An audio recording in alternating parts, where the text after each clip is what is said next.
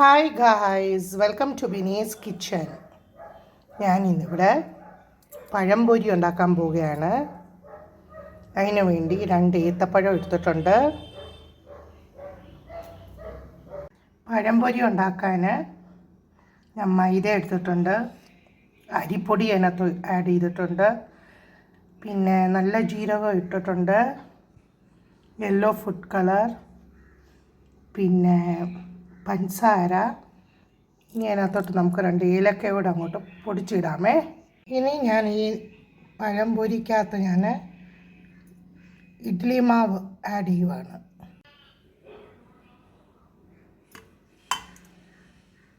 നമ്മുടെ ബാറ്റർ ഈ കട്ടി വേണം ഇരിക്കാൻ, അല്ല ഏത്തക്കയിലോട്ട് പിടിക്കത്തില്ല.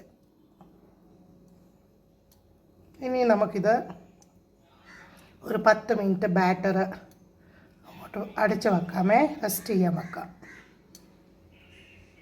അതിനകത്ത് ആവശ്യത്തിനുള്ള ഉപ്പ് ചേർത്തിട്ടുണ്ട്.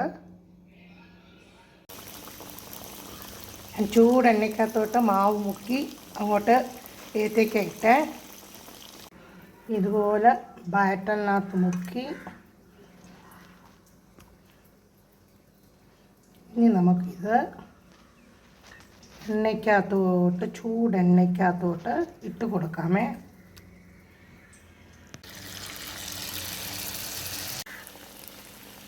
ഒരു വശം നല്ലപോലെ മൂത്ത് കഴിഞ്ഞ് വേണം തിരിച്ചിടാൻ.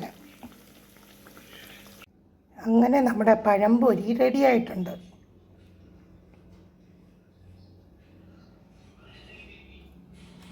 അടിപൊളി പഴംപൊരി.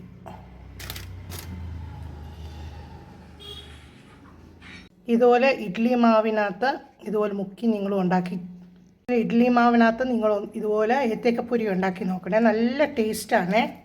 സബ്സ്ക്രൈബ് ചെയ്യാത്തവർ പെട്ടെന്ന് എൻ്റെ ചാനലൊന്ന് സബ്സ്ക്രൈബ് ചെയ്യണേ.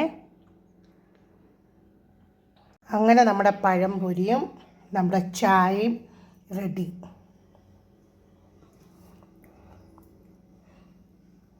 Thanks for watching my video. Please like, share and subscribe my channel. Thank you.